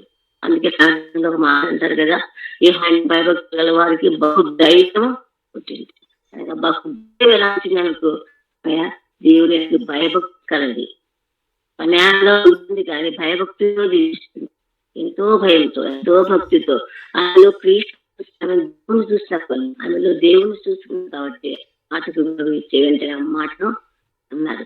వ్యక్తిగత పరిస్థితి మనం సమానంగా ఉన్నాం. ఎక్కడ స్టేజ్ మీద చెప్పే వాక్యం చెప్పే పరిస్థితి మనకు రాకపోవచ్చు, కానీ వ్యక్తిగతంగా ఎంతో మంది మన ఇంటికి వస్తా ఉంటారు. పక్కకు బట్టలు వస్తే వాళ్ళు వస్తారు, కూరగాయలు తెచ్చే వాళ్ళు వస్తారు. అసలు మట్టి వెళ్ళాల్సి వస్తుంది. సందర్భంలో ఒక్కరి వ్యక్తిగత పరిస్థితి ఒక్కరికొక్కరికి ఒక పరిస్థితి రూపంలో ఒక శిక్ష రూపంలో చెప్తావా? నువ్వు నమ్మిన దేవుని పరిస్థితి చేస్తావా? వారికి పాపాన్ని మనకు లేచిన దేవుడు వారు కూడా ఎరగాలి, మనకు పొందిన మేలు వారు కూడా భావం ఆశ నీలో ఉందా? ఈ చిన్న బిడ్డలో ఆమె స్వార్థంగా అనేకుల ప్రయోజనార్థమే బ్రతకాలనుకుంది. అయితే మన పరిచయం ఏంది? మన వ్యక్తిగతంగా కనీసం ఒక పత్రికలు ఇస్తున్నాము, ఒక్కరికైనా చేస్తున్నాము, ఒక్కరికైనా దేవుడు నీ పట్ల రక్షణ కార్యాన్ని పంచుకుంటున్నావా? ఒకరికైనా నీ జీవితాన్ని మార్చిన విధానం, మార్పు పొందిన విధానం చుట్టూ పంచుకుంటున్నావా? అలాగైతే మన లేకపోతే ఎవరి సమానంగా ఉన్నాం. వ్యక్తిగతంగా ఒక్కొక్కరిగా పరీక్ష, ఒక్కొక్కరి పత్రిక రూపంలో ఎక్కడికన్నా వెళ్తే పత్రిక వాళ్ళకి ప్రార్థన వాళ్ళ కోసం ఇంటికి వచ్చి పత్రిక పనిచేస్తుంది. మనం తిరిగి ఎక్కడెక్కడ చెప్పాల్సిన అవసరం లేదు. ప్రార్థన చేసే పత్రిక ఇచ్చాను, పత్రికతో గురించి మాట్లాడి ఆ పత్రిక రాయబడిన మాటలు ప్రయోజనం కాకుండా చేయండి ప్రభు అని దాని చూసి పత్రిక మాట్లాడుతూ తిరిగి మాట్లాడకపోయినా అదే హాస్టల్ వెళ్తున్నాను. నా ప్రకారం కూర్చున్న ఒక అమ్మాయికి ఒక పత్రిక ఇచ్చారు, చోట పత్రిక. ఆ పాప ఎంతవరకు ఆ పాపతో మాట్లాడుకుంటూ వచ్చాను. తర్వాత స్టేజ్ దిగిపోయింది, నా స్టేజ్ నేను దిగిపోయాను. మరి ఎప్పుడు కలుసుకోలేదు. ఒక్కసారి మనం లో యూత్ మీటింగ్ జరుగుతా ఉంటే వెళ్ళాం. మధ్యాహ్నం భోజనం టైంలో లైన్ లో అందరం నిలబడ్డాము. ఇటు పట్టుకుని టైంలో నా ముందే ఒక అమ్మాయి నా వైపు చూసుకొని నాలాంటి అని చెప్పుకున్నానమ్మాయి అంటే మీరు కూర్చోండి ఎక్కడ చైర్లో నేను ఇస్తాను అన్నామని 10,000 మందిని తెచ్చుకుంటాను కూర్చొని కానీ నా పేరు తీసుకెళ్ళి అన్నం పట్టుకొని వచ్చి కూర్చొచ్చింది. తెచ్చి థ్యాంక్స్ అమ్మ చెప్పాను. అట్లే నిలబడింది, ఇంకా వెళ్ళలేదు. ఏమన్నా కూర్చోమ్మా మీరు తెచ్చుకో కూర్చొని చేసుకుంటూ మాట్లాడుకుందాం అని చెప్పారు. అన్నం తెచ్చుకో నన్ను గుర్తుపట్టారా అని, నన్ను గుర్తుపట్టారా అని. లేదమ్మా అది ఏమనుకోవద్దు అన్న. ఒకసారి ఉంటే నాకు పత్రిక ఇచ్చారు, స్వార్థ చెప్పారు. నేను మళ్ళీ తిరిగి ఎప్పుడు చూడలేదు మిమ్మల్ని, కానీ ఎదుగుతూ ఉన్నా నేను. ఎప్పుడు కనిపిస్తా ఉంటే ఎప్పుడు కనిపిస్తా తెలుసుకో అర్థం చేస్తున్నారు. కానీ ఎవరు చేశాడు ఆ పత్రిక నన్ను మందిరాన్ని నడిపి ఆ పత్రిక ప్రభు నమ్మడానికి నాకు సహాయం చేసి చెప్పిన మాటలు ఇంటి తర్వాత అవే గుర్తొస్తున్నాయి. ఒంటరి కూర్చున్నాయి, ఎన్ని ఆలోచించారు. అక్కడ అవుదు రాలేదు నా హృదయాన్ని అంటే తిరిగి మిమ్మల్ని కలుసుకుందామంటే నాకు కష్టం లేదు. తిరిగి మాట్లాడుకుందామంటే ఎక్కడ కట్టలేదు. మళ్ళీ తర్వాత నేటికి నేను ఆత్మీయంగా ఈ చర్చలో బలం పొందుతున్నాను. ఆత్మీయంగా ఉన్న నేటి నుంచి నేను నేటి వరకు దేవుని బిడ్డగా బతుకుతున్నానంటే ఆ పత్రికలను రక్షించింది. వ్యక్తిగత పత్రిక నిజంగా అలా సందర్భాలు మనం ఏం చేయొచ్చు, ఎంతమంది చేయవచ్చు. పత్రికలు కన్నులకు వచ్చిన మొదట్లో నమ్ముతాలో కొన్ని లక్షల పత్రికలు పంచిద్దాను. పత్రిక ప్రతిరోజు దానికి పిల్లల స్కూల్లో పెట్టేది ఆటోలో చాలా ఇల్లు స్కూల్ నడుచుకుంటూ వచ్చేదాన్ని, పత్రికలు పంచుకుంటూ వచ్చేదాన్ని, వందల పత్రికలు ప్రతిరోజు పిల్లలు తీసుకుపోయేటప్పుడు దించి నడుచుకుంటూ వస్తాను తీసుకొని పెట్ట ఆటోలో మిగతాప్పుడు అంతా నడకే ఇక్కడ పోయిన నడక పత్రికలు నడిచిన ఇన్ని ఏరియాస్ లో పత్రికలు పంచడం సహాయం. అందులో నుంచి కొంతమంది ముస్లింస్ మంది అనుకుంటున్నారు, అందులో నుంచి కొంతమంది మనుషులు వస్తున్నారు పత్రిక బిడ్డలు. పత్రిక అప్పటికేమో పత్రిక ఎప్పుడు నువ్వు చెప్పే ఒక్క మాట కూడా జీవం గల మాట, దేవుని శక్తి గల మాట, ఏమని ఏ విధంగా బ్రతికించిందో, ఏమని ఏ విధంగా రక్షించిందో ఆ యొక్క చిన్నది చేసిన చిన్న పరిస్థితి ఎంత పరిస్థితి కాదు. కానీ ఎక్కడికి స్టేజ్ మీద వాక్యం చెప్పలేదండి, చిన్న మాట చెప్పిందండి. ఒక్క మాటే ఈ మాటను బ్రతికిస్తుంది కదా, బ్రతికిస్తుంది. అలాగే ఈ వ్యక్తిగత పరిచయం చేద్దాము, ఒక చేయడం లేదేమో అయితే స్టార్ట్ చేయండి. కనుక మనది కాదు, ఇంకా ఎక్కువ దినాలు మనం భూమిలో ఉండం, మనకు అంత సమయం అవుతుంది, ఎక్కువ ఉండం. ఈ దినాలు ఎంతగా పరిగెత్తుకోవాల్సిన సమయం ఇది. ఈ పనిలో మనం నిమగ్నమే, మన స్వార్థం పక్కన పెట్టి మన పనులు పక్కన పెట్టి రోజుకు ఒక్కరికైనా ఒక గుర్తు పెట్టుకోండి. రోజుకు ఒక్కరికైనా ఒక కానీ ఒక మాట కానీ ఒక సాక్ష్యం కానీ ఒక్కరు చెప్పలేదు. నిద్ర ఫోను మంచం ఎక్కను అన్న దృఢమైన నూతన సంవత్సరం ఒక మాసం అంతా అయిపోయింది, రెండో మాసంలో మరి వారం లెటర్ అయ్యాను, ఒక మాసం ఒక యుద్ధం అయిపోయింది, ఒక వారం. ఇక చేసుకో ఒక్కరికైనా రోజుకు ఒక్కరికైనా ఆ ఒక్కరి పూర్తి కాకపోతే ఏమా ఒక పడుకున్న సమయం వచ్చింది, మరి ఎవరు రాలేదు, ఎవరు చెప్పలేదు, ఇలా భారం మనకు కలగాలి, అలా మనకు కలగాలి, అలా బాధ మనకు కలగాలి. అలా బాధ ఉన్నప్పుడు మనం తప్పించగలం, లేకపోతే స్వాదంగా వండుకుంటాం, తింటాం, హాయిగా చెప్తాం. ఇదే మన అందుకని మనం రక్షించిన దేవుడు, మనం రక్షించబడిన మనం అనేకులు రక్షించడానికి ఒక సాధనాలుగా మారాలి. ఈ యొక్క సందేశం చిన్నది మన గొప్ప మనకి అనిపిస్తుంది. తర్వాత మరొక పుస్తకులు ఎవరు, ఆ పుస్తకాలు 12వ అధ్యాయం 12వ వచనంలో కదా, చిన్న బిడ్డ ప్రార్థన గుంపు ఉంది, చిన్న బిడ్డ కూడా ప్రార్థన గుంపులో ఉంది. విజ్ఞాపన కావచ్చు, లేకపోతే ఆల్రెడీ మోక్ష విజ్ఞాపనకు తీసుకువెళ్తుంది. విజ్ఞాపనకి నువ్వు ఎందుకు కూర్చో అలా ప్రార్థన చేస్తాను, కూర్చో అని పెట్టిపోతున్నాను. అలాగే తనని కూడా ఎవరో ప్రార్థన తీసుకెళ్లారు. ఆ ప్రార్థనలో ఏక మనసుతో ప్రార్థన వింటా ఉంది, అందరు చేసే ప్రార్థన వింటా ఉంది. అక్కడ ప్రార్థన అంటే ప్రార్థన ఆలకి ప్రార్థన చేస్తుంది. ఎవరు ప్రార్థన ఆలకించేవాడు దేవుడు. దేవుడు ప్రార్థన చేస్తాను, ఒక్కొక్క మాట వింటా ఉంది, ఒక్కొక్క మాట ఒక్కొక్క చేసే ప్రార్థన వింటా ఉంది, అందరికి ఆమె చెప్తా ఉంది. ప్రార్థన చేసే నిద్ర ఉండడం లే, నాకు ఎందుకు చిన్న పిల్లలు పెద్దోళ్ళు చేస్తున్నారు లే, నిద్రపోవడం లే, ఏకీపిస్తుంది ప్రార్థనలో, ఏ ప్రార్థన జాగ్రత్తతో ప్రార్థన వింటా ఉంది. దేవునికి ప్రార్థిస్తున్నది ఆ యొక్క హృదయమే ప్రార్థన వింటా అంటే దేవుడు వినడా మరి మన ప్రార్థన వింటాడు. మనం చేసే ప్రార్థన చూపించబడడానికి ప్రార్థన చేస్తున్నారు కదా, ఆ మనసు ఆయనకు అర్థమయ్యే కూడా మనసులో చేస్తుంది కాబట్టి అర్థం చేస్తుంది జవాబు కోసం. అది వీళ్ళతో ప్రార్థన చేస్తున్నారు కానీ జవాబు చూడ ప్రార్థన చేసి జవాబు ఎదురుచూ ప్రార్థన చేస్తా ఉంది. అంటే మనోనేత్రమైన ఇవ్వబడింది, జవాబు కనపడుతున్న అర్థం కాదు, జవాబు ఇచ్చిన జవాబు అనే గ్రహింపు అది కొంచెం గ్రహింపడానికి అది ఏమో చేస్తుంటారు లేదు. ఇదే పెట్టు వారికి నేను సమీపంగా ఉంటాను, సహనంతో కనిపెట్టు అని అంటారు. అయితే నిజం ప్రార్థించగా ఇవన్నీ ఆలోచిస్తాను, జవాబు కోసం విశ్వాసం కనిపెట్టు ప్రార్థన చేస్తా. అయితే ప్రార్థన ఎలా ఉంది, విశ్వాసం కనిపెట్టు జవాబు కోసం కనిపెట్టు ప్రార్థన చేస్తున్నాను, ఏ ప్రార్థన చేస్తున్నాను. మనం ప్రతిరోజు ప్రార్థన చేస్తాం, ప్రతిరోజు వీటిలో కొంతసేపు ప్రార్థన గడుపుతాం అనేక విషయాల కోసం కదా. అయితే పాటు జవాబులు పొందుతున్న వాటి బట్టి ప్రభుత్వం స్తుతిద్దాం. అలాగే రోజే చక్కని చిన్న వయసే కానీ అవి ఒక మాదిరికరమైన ప్రార్థన జీవితం సోదరని చెప్పారు కదా. విశ్వాసంతో కూడిన ప్రార్థనని స్వస్థపడుతుంది. విశ్వాసం కూడిన ప్రార్థన పేతును జరిగింది. అటు గురిగైన ప్రార్థన చేస్తాం.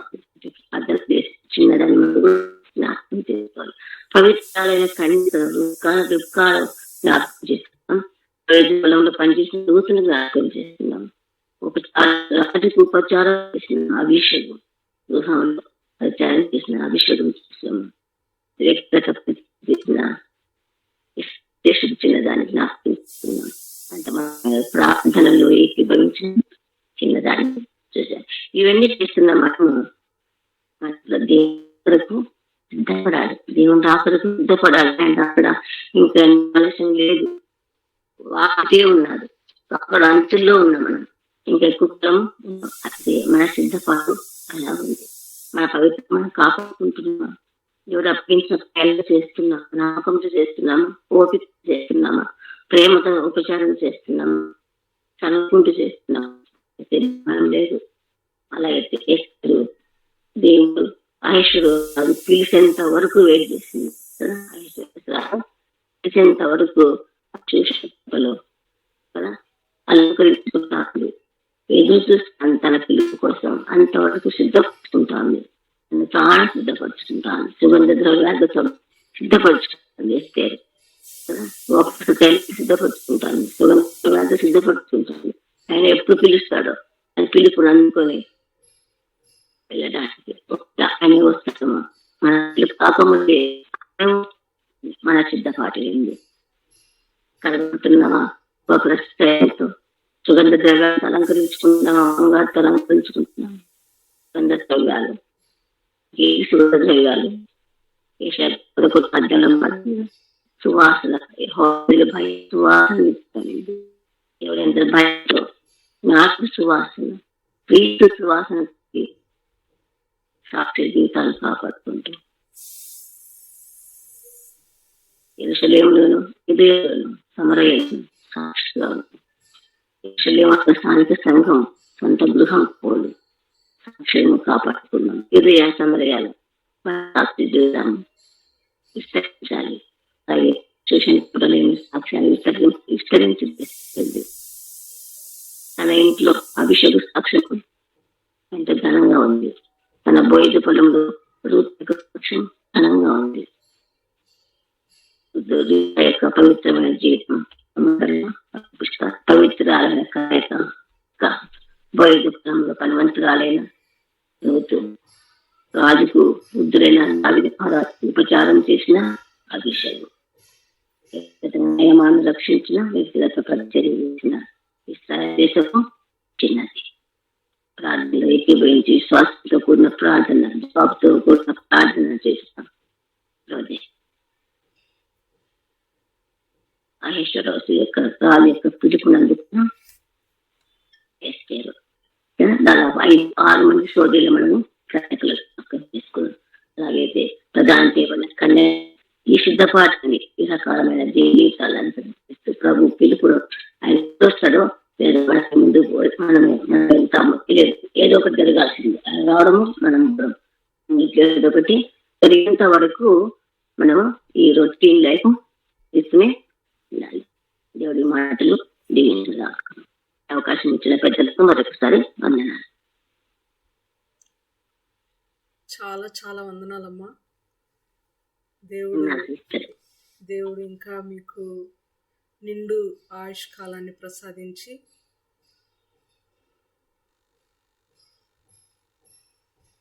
ఇలాంటి అద్భుతమైన మెసేజెస్ని అనేక మందికి మీరు బోధించే విధంగా దేవుడు మిమ్మల్ని ఇంకా వాడుకోవాలని మేము మనస్ఫూర్తిగా కోరుకుంటున్నాం. మాటలు రావట్లేదు. Thank you so much. అద్భుతమైన మాటలు మాకు మనందరికి కూడా ఎంతో అవసరమైన మాటలు. అందరూ చిన్నవాళ్ళు అయినా చాలా గొప్ప పనులు చేశారు బైబిల్లో. ఒక్కసారి వారందరిని మీరు మా జ్ఞప్తికి తీసుకొచ్చారు. ఆ, ఎంతో గ్రేట్ అప్లికేషన్ దేవుడు మీ ద్వారా మా జీవితాలకు అన్వయించుకోమని చెప్పినటువంటి అప్లికేషన్స్ చాలా ఉన్నాయి. సో అందుని బట్టి ఎక్కువ మాట్లాడలేకపోతున్నాను, కానీ నేనైతే నా మట్టుకు నేను చాలా కదిలించబడ్డాను వాక్యం ద్వారా. దేవునికే సమస్త మహిమ ఘనత ప్రభావము చెల్లునుగాక. దేవుడు మిమ్మల్ని నిండు ఆరోగ్యంతో అనేక చోట్ల మీ జీవితంలో దేవుడు మిమ్మల్ని ఒక గొప్ప రీతిలో ఏర్పాటు చేసుకొని ఆయనకి ఇష్టమైన పద్ధతిలో మిమ్మల్ని వాడుకుంటున్నాడు. మీకు ఇష్టమైన పద్ధతిలో కాదు, ఆయనకి నచ్చిన రీతిలో మిమ్మల్ని ఉపయోగించుకుంటున్నాడు. అందుని బట్టి చాలా గర్వంగా చాలా చాలా సంతోషంగా ఉందమ్మా.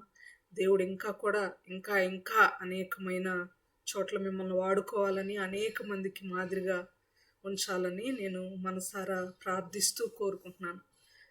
మీరు వాక్యం చెప్తున్న ప్రతిసారి ప్రతి అప్లికేషన్ను నేను నా లైఫ్కి నేను అప్లై చేసుకుంటూ ప్రతిసారి 2 నిమిషాలు 2 సెకండ్లు అలా ప్రార్థన చేసుకుంటూ మీ వాక్యాన్ని ఆలకించడం జరిగింది. చాలా అద్భుతమైన మెసేజ్ అమ్మా. దేవునికే సమస్త మహిమ ఘనత చెల్లునుగాక. Thank you so much. Thank you so much. ఈ వాక్యం ద్వారా ప్రేరేపించబడిన వారు ఎవరైనా ఒకరు చివరి ప్రార్థన చేసినట్లయితే మనము ముగించుకుందామండి, కూడికను ముగించుకుందాం.